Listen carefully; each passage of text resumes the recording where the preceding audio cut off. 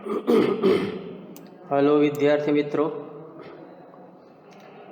आज हम ग्रामर में हमारा एक और नया और आखिरी चैप्टर पढ़ने वाले हैं, जिसका नाम है अर्थ के आधार पर वाक्य के भेद। क्या नाम है इसका? अर्थ के आधार पर वाक्य के भेद। वैसे तो देखा जाए तो इसके दो प्रकार हैं। एक रचना के आधार पर वाक्य के भेद, जिसमें संयुक्त वाक्य, सरल वाक्य, मिश्र वाक्य, उस तरह के वाक्य आते हैं। और दूसरा जो है वो है अर्थ के आधार पर वाक्य के भेद। अब देखा जाए तो अर्थ के आधार पर वाक्य के 8 भेद होते हैं, जो अभी यहाँ पे आपको चित्र दिया गया है, जिसमें एक गमले के अंदर ब्रांचिस के द्वारा बताया गया है। जैसे ये पहला जो है वो विधानवाचक, दूसरा जो है वो निषेधवाचक, तीसरा जो है वो प्रश्नवाचक है, चौथा जो है वो आज्ञावाचक है, पांचवा विस्मयादिवाचक है, छठा संदेहवाचक है, सातवां इच्छावाचक है और 8वां संकेतवाचक है। बराबर।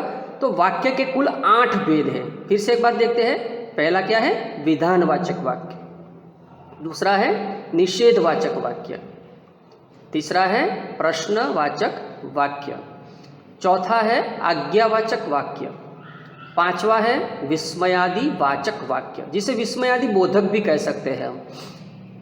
उसके बाद का है संदेहवाचक, इच्छावाचक 7वां, और 8वां है संकेतवाचक वाक्य। तो कुल मिला के अर्थ के आधार पर वाक्य के 8 भेद बताए गए हैं। हम क्रम बाय क्रम ये सभी वाक्यों को हम व्याख्या के रूप में भी देखते हैं और एग्जाम्पल के साथ भी उसको समझने की कोशिश करते हैं। तो पहला वाक्य जो है वो है विधानवाचक वाक्य। अब विधानवाचक वाक्य किसे कहते हैं? तो विधानवाचक वाक्य उसे कहते हैं कि जिस वाक्य से किसी बात या काम के होने का बोध हो, उसको बोलते हैं विधानवाचक वाक्य। किसे कहते हैं विधानवाचक? जिस वाक्य से किसी बात या काम के होने का बोध हो वह विधानवाचक वाक्य कहा जाता है। बराबर। जैसे एग्जाम्पल पर देखें तो वह मेरी सहेली है, तो सहेली होना एक बात है। बराबर। तो वह मेरी सहेली है, ये विधानवाचक वाक्य है, जिसमें एक बात बताई गई कि ये भाई वो मेरी सहेली है, एक बात का होना है उसके अंदर। दूसरी बात है कि आकाश में तारे टिमटिमा रहे हैं, तो तारों का काम क्या है? प्रकाश का देना, टिमटिमाना, हल्का हल्का प्रकाश देना। बराबर। तो आकाश में तारे टिमटिमा रहे हैं, एक काम का हमें बोध करवाता है। बराबर। फिर एक बार देखते हैं कि वह मेरी सहेली है, तो वो बताता है बात का होना, भाव हमें दिखाता है, इसीलिए वो विधानवाचक है। दूसरा सेंटेंस है आकाश में तारे टिमटिमा रहे हैं, जिसमें काम का बोध होता है, प्रकाश का टिमटिमाना, तारे का टिमटिमाना, हल्का सा प्रकाश फैलाना। तो इसी तरह उसको विधानवाचक वाक्य कहा गया है। अब दूसरे नंबर पर जो है वो है निषेधवाचक वाक्य। तो निषेधवाचक वाक्य किसे कहते हैं? तो जिस वाक्य से किसी बात या काम के न होने का बोध हो वह निषेधवाचक वाक्य कहलाता है। कौन सा है? जिस वाक्य से किसी बात या काम के न होने का बोध हो उसको कहते हैं निषेधवाचक वाक्य। बराबर। अब निषेधवाचक वाक्य में क्या आता है? तो उसने खाना नहीं खाया, ये काम नहीं हो रहा है। कौन सा? खाना खाने का। खाना खाने की जो क्रिया है वो नहीं हो रही है, तो वो काम का न होना उसका भाव है। ये निषेधवाचक है कि उसने खाना नहीं खाया। दूसरा है सड़क पर मत भागो, यहाँ पर भी ये काम का नहीं होने का भाव दिखाता है। सड़क पर चलने के लिए कहते हैं, सड़क पर रुकने के लिए कहते हैं, सड़क पर भागने की बात है यहाँ पर। तो कि सड़क पर मत भागो, यानी भागो मत, तो काम का नहीं होने का भाव है, इसीलिए उसको निषेधवाचक वाक्य बोला जाता है। अब दूसरी बात है प्रश्नवाचक वाक्य। तो जिस वाक्य का प्रयोग प्रश्न पूछने के लिए किया जाए उसे प्रश्नवाचक वाक्य कहते हैं। प्रश्नवाचक वाक्य किसे कहते हैं? जिस वाक्य का प्रयोग प्रश्न पूछने के लिए किया जाए उसे प्रश्नवाचक वाक्य कहते हैं। जैसे कि यहाँ एक है, तुम क्या पढ़ रहे हो? तुम क्या पढ़ रहे हो, यानी कि तुम कौन सी किताब पढ़ रहे हो, क्या पढ़ रहे हो, उसके पर एक प्रश्नार्थक है, उसको पता नहीं है, प्रश्न पूछा गया है। आप कहाँ रहते हैं, कहाँ रहते हो उसको पता नहीं है, बराबर। तो उसके लिए, वो जानने के लिए ये प्रश्न पूछा गया है कि आप कहाँ रहते हैं, तुम क्या पढ़ रहे हो, बराबर। तो उसी तरह के जो प्रश्न आते हैं उसको बोला जाता है, क्वेश्चन मार्क पीछे लगाया जाता है, उसको बोला जाता है प्रश्नवाचक वाक्य। आई बात समझ में? अब चौथा जो प्रकार है वो आज्ञावाचक। आज्ञा यानी हुक्म, आदेश देना। तो जिस वाक्य से आज्ञा तथा उपदेश का बोध होता है, आदेश का बोध होता है, वह आज्ञावाचक वाक्य कहलाता है। जिस वाक्य से आज्ञा तथा उपदेश या आदेश का बोध होता है उसे आज्ञावाचक वाक्य हम कहते हैं। जैसे कि अपना कमरा साफ करो, अपना कमरा साफ करो। यह कमरा साफ करने के लिए कहा गया है, आज्ञा दी गई है, उपदेश दिया गया है। तुम अभी बाजार चले जाओ, तो बाजार जाने के लिए आदेश दिया गया है, आज्ञा दी गई है। तो तुम अपना कमरा साफ करो या तुम अभी बाजार चले जाओ, ये दोनों वाक्यों के अंदर उपदेश या तो आज्ञा का दिया गया है, कमरा साफ करने के लिए हुक्म दिया गया है, बाजार चले जाने के लिए आज्ञा दी गई है। तो उसी तरह के जो वाक्य आते हैं उस वाक्य को आज्ञावाचक वाक्य कहते हैं, बराबर।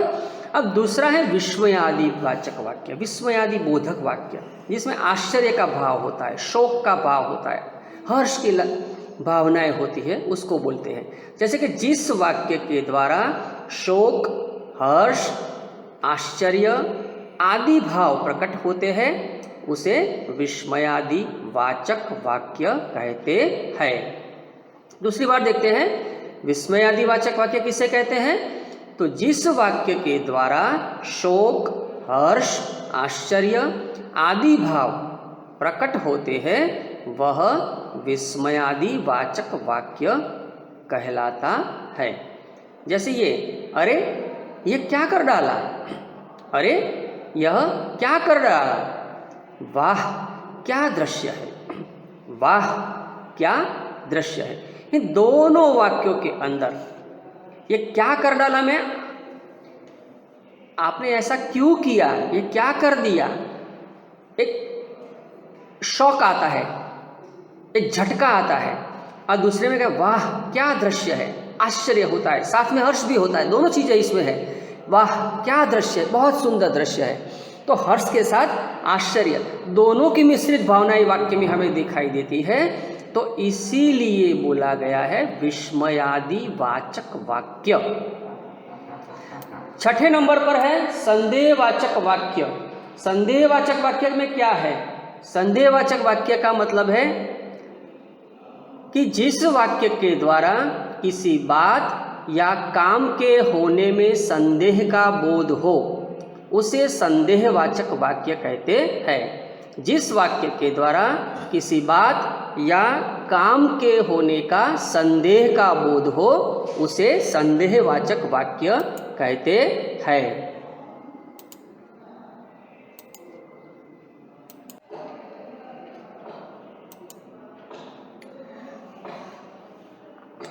तो जिस वाक्य के द्वारा किसी बात या काम के होने में संदेह का बोध हो उसको कहते हैं संदेहवाचक वाक्य। वह श्रीनगर चला गया होगा, वह श्रीनगर चला गया होगा। शायद, हो सकता है, कहने का मतलब ये है, गया है वो पक्का नहीं है, शंका है। शायद कल हम मेट्रो की सवारी करेंगे, पक्का नहीं है, शायद, हो सकता है। तो दोनों वाक्य के अंदर संदेह है, या श्रीनगर जाने की बात है यहाँ पे, और यहाँ पर मेट्रो की सवारी करने की बात है। दोनों के अंदर तय नहीं हो पाया है कि वो श्रीनगर गया है और कल मेट्रो की सवारी होगी ही, दोनों में संदेह है, इसीलिए इसको संदेहवाचक वाक्य कहा गया है। बराबर। अब सातवां प्रकार जो है इच्छावाचक वाक्य। तो जिस वाक्य से किसी आशीर्वाद, कामना, इच्छा आदि का बोध हो, क्या है, जिस वाक्य से किसी आशीर्वाद, कामना, इच्छा आदि का बोध हो उसे इच्छावाचक वाक्य कहते हैं। ईश्वर तुम्हें दीर्घायु प्रदान करे, ईश्वर तुम्हें दीर्घायु प्रदान करे। इस वाक्य के अंदर आशीर्वाद दिया गया है, कुछ अच्छे की, शुभ कल्याणकारी भावना प्रकट की है। दूसरा है भारत प्रगति करता रहे, ये हमारी कामना है, मन की इच्छा है कि भारत हमारा देश है और वो हमेशा सतत प्रगति करता रहे। तो दोनों वाक्यों के अंदर एक में आशीर्वाद की भावना प्रकट की है, दूसरे में कामना प्रकट की है कि हमारा देश आगे बढ़ता रहे। तो इसीलिए इसको बोला जाता है इच्छावाचक वाक्य। अब आठवां और अंतिम जो प्रकार है वो है संकेतवाचक वाक्य। कौन सा है? संकेतवाचक वाक्य। तो जिस वाक्य में एक कार्य का होना, ध्यान से सुने, जिस वाक्य में एक कार्य का होना या न होना दूसरे वाक्य पर निर्भर करे। क्या है? फिर से एक बार देखते हैं कि जिस वाक्य में एक कार्य का होना या न होना दूसरे वाक्य पर निर्भर करे उसे संकेतवाचक वाक्य कहा जाता है। यदि तुम जाओगे तो मैं भी चलूँगा। यह बात क्या है? अगर तुम जाओगे तो ही मैं चलूँगा, नहीं तो नहीं। कहने का बात ये है कि यदि तुम जाओगे तो मैं भी चलूँगा। मन लगाकर पढ़ोगे तभी अंक ला पाओगे। अगर आपने मन लगाकर पढ़ाई नहीं की तो अच्छे अंक प्राप्त नहीं कर पाओगे, ऐसा इनडायरेक्टली आपको कहा गया है। तो कहने की बात है कि मन लगाकर पढ़ोगे, ये मुख्य वाक्य है। ये दूसरी क्रिया है उसके पर डिपेंड करती है, निर्भर करती है। अगर आप मन लगाकर पढ़ोगे तभी अंक ला पाओगे। आई बात समझ में? संकेतवाचक में क्या कहा गया है। अब आगे जाते हैं कुछ कि इन वाक्यों के द्वारा, और दूसरे भी वाक्य है कि जिसके हम कुछ और उदाहरण लेते हैं ताकि और अच्छा क्लियर हो जाए, आपके लिए समझ में आ जाए अच्छी तरह से। तो उसमें है कि अर्थ के आधार पर वाक्य के जो 8 भेद हैं, तो मैंने वाक्य फिर भी एक बार ली है और साथ में दूसरे एग्जाम्पल भी लिया है। जैसे है कि वाक्य में किसी बात का होने का पता चलना, वाक्य में किसी बात का होने का पता चलता है। यहाँ पर चित्रकार चित्र बनाता है। कौन सी बात चल रही है अभी? चित्र बनाने की बात चल रही है, चित्र बनाने की क्रिया चल रही है। तो इस वाक्य में चित्र बनाने की बात कही गई है। सुमन स्वेटर बुनती है, तो सुमन का स्वेटर बुनने का जो काम है वो यहाँ पे बताया गया है। स्वेटर बुनने की जो क्रिया है, बात का होने का पता है, वो दिखाई देता है। नृत्यांगना नृत्य करती है, नृत्यांगना नृत्य करती है। तो इसमें जो नृत्य करती है उसके अंदर नृत्यांगना की क्रिया शामिल है, बात शामिल है। तो नृत्य करना, स्वेटर बुनना और चित्र बनाना, ये सारे विधानवाचक वाक्य है या तो विधिवाचक वाक्य है। बराबर। अब जाते हैं निषेधवाचक वाक्य में कि वाक्य में किसी बात का न होने का पता चलता है। वाक्य में किसी बात का न होने का पता चलता है। मैंने खाना नहीं खाया, यहाँ पर क्रिया बताई गई है कि खाने की क्रिया नहीं है, खाना नहीं खाया है उसने, बता रहा है। मोहन अभी गया नहीं है, जाने की क्रिया नहीं हो रही है, निषेधवाचक है। मोहन जाने वाला है लेकिन अभी तक गया नहीं है। तो ये दो वाक्यों के अंदर नहीं होने का भाव है, जो क्रिया नहीं हो रही है उसके बारे में बताया गया है। तीसरे में है इच्छावाचक वाक्य। तो इसके अंदर किसी इच्छा या शुभ कामना का बोध होता है। आगे मैंने बता दिया है, फिर से मैं एक बार रिपीट कर रहा हूँ उसको, इसीलिए मैंने फिर से व्याख्या के द्वारा दूसरे आपको एग्जाम्पल देने की कोशिश कर रहा हूँ, जिससे आपकी समझ में और ज़्यादा आए कि इसमें किसी इच्छा या तो शुभ कामना का बोध होता है। ईश्वर तुम्हें सफलता दे, आशीर्वाद दिया है, अच्छे शुभ कामना की भावना प्रकट की है। भगवान तुम्हें खुश रखे, ये दोनों वाक्यों में आशीर्वाद के साथ सफलता की कामना प्रकट की है, बराबर। तो इसीलिए ये है इच्छावाचक वाक्य। अब है आज्ञावाचक, जिसमें आज्ञा या अनुमति का बोध होता है, मंजूरी। तुम कल जाना, तुम कल आना, दोनों ले सकते हैं, या तो तुम कल जाना, आज जाने की जरूरत नहीं है, कल जाओ, अनुमति। तुम कल आना, आज नहीं आना है, आपको कल आना है। यहाँ से चले जाओ, यहाँ से चले जाओ, आज्ञा दी गई है, बराबर। तो ये दोनों वाक्य में एक में अनुमति है, दूसरे में चले जाने की आज्ञा दी गई है। अब आता है प्रश्नवाचक वाक्य। इसमें प्रश्न पूछे जाने का बोध है, भाव है।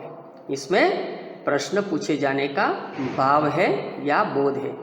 तुम यहाँ क्या कर रहे हो, तुम यहाँ क्या कर रहे हो, तुम्हें क्या हुआ है, तुम्हें क्या हुआ है। इन दोनों वाक्यों में पूछा गया है कि तुम कौन सी क्रिया कर रहे हो, तुम्हें क्या हुआ है, बीमार हो गए हो, ज्वर आया है, क्या हुआ है, पूछ रहे हैं। विस्मयवाचक वाक्य, जिसमें विस्मय होता है यानी कि आश्चर्य होता है, दुख होता है या सुख की भावना का बोध होता है, सुखद आँच का लगता है।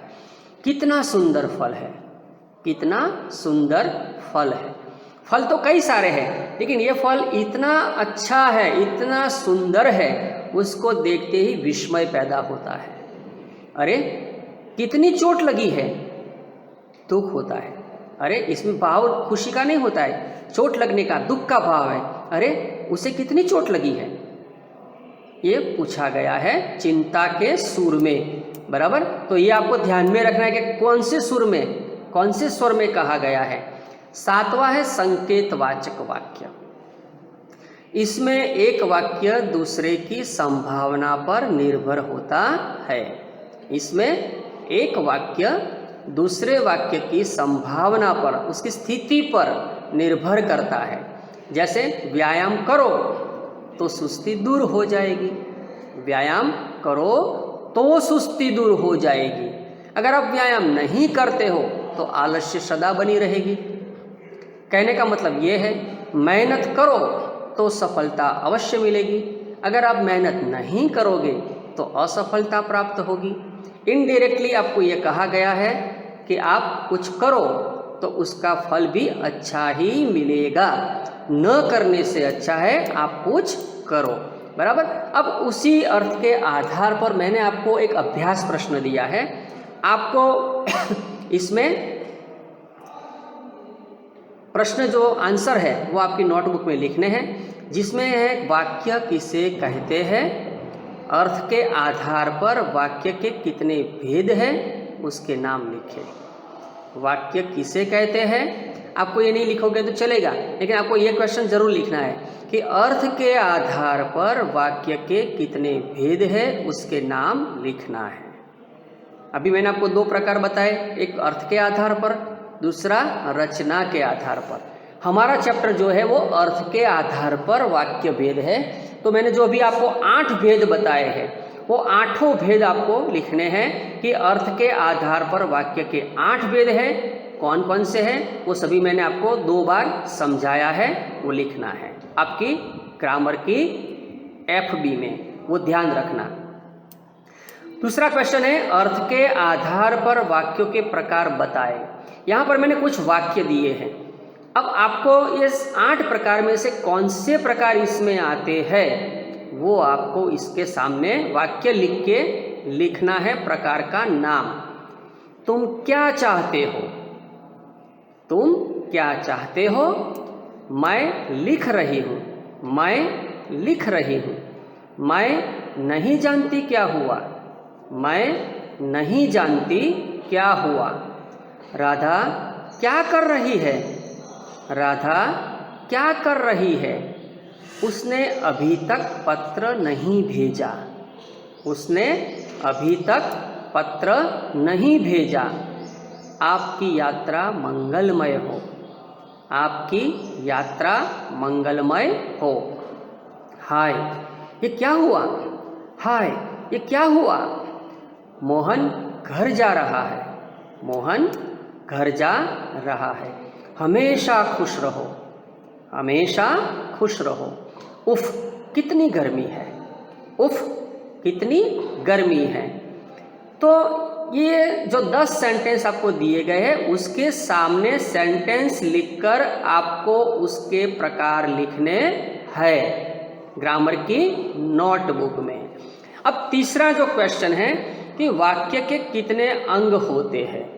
वाक्य के कितने अंग होते हैं वो लिखना है। चौथा क्वेश्चन जो है राम विद्यालय जाता है। अर्थ के आधार पर वाक्य बताइए। राम विद्यालय जाता है। अर्थ के आधार पर वाक्य बताइए। पांचवा क्वेश्चन है परिश्रम करोगे तो पास हो जाओगे। परिश्रम करोगे तो पास हो जाओगे। ध्यान में रखना, मैं अभी आगे बता दिया। तो अर्थ के आधार पर वाक्य भेद इनमें से कौन सा है वो प्रकार आपको लिखना है। छठा क्वेश्चन है इनमें से कौन सा वाक्य विस्मयवाचक वाक्य का उदाहरण है। इनमें से कौन सा वाक्य विस्मयवाचक वाक्य का उदाहरण है। जैसे पहला वाक्य है मोहिनी अभी आई है। मोहिनी अभी आई है। कितनी सुंदर तस्वीर है। भगवान सदैव प्रसन्न रखे। भगवान सदैव प्रसन्न रखे। आप कहाँ से आ रहे हैं।